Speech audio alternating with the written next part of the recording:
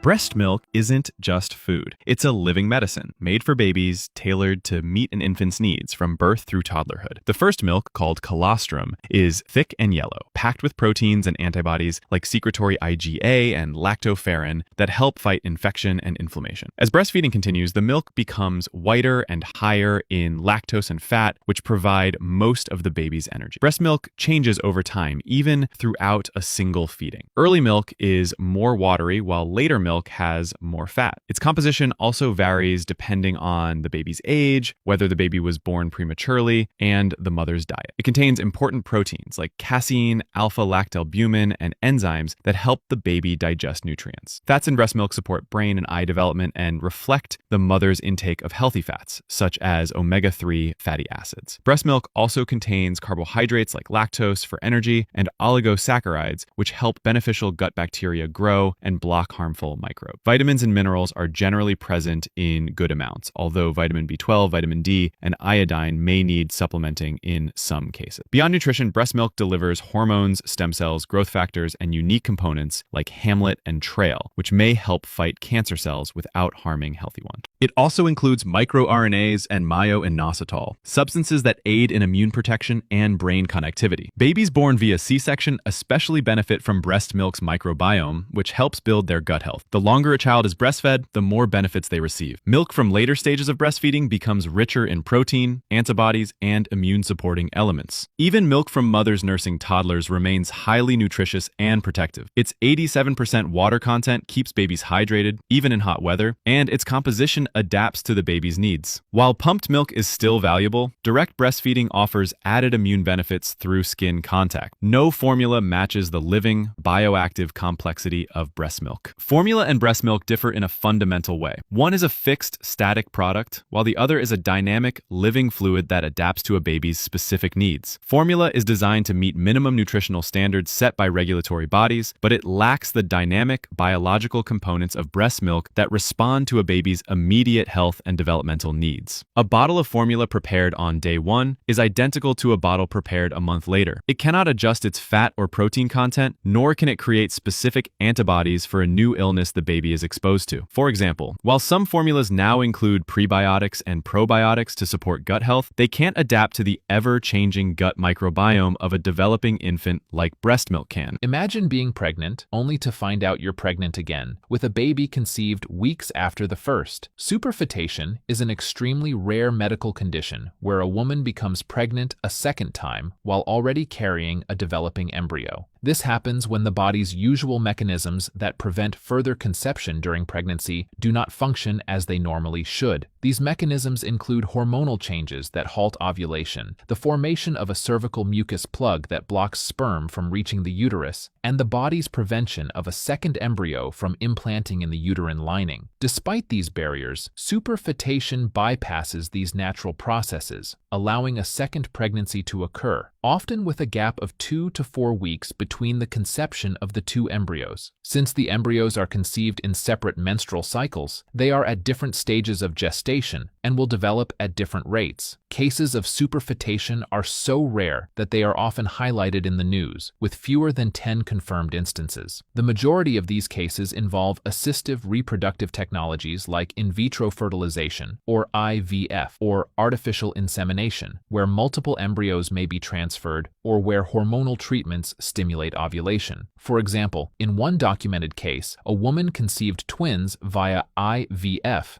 but later discovered a third embryo, conceived naturally, had implanted weeks after the IVF procedure. Another case involved a surrogate who became pregnant naturally after being implanted with another couple's embryo through IVF.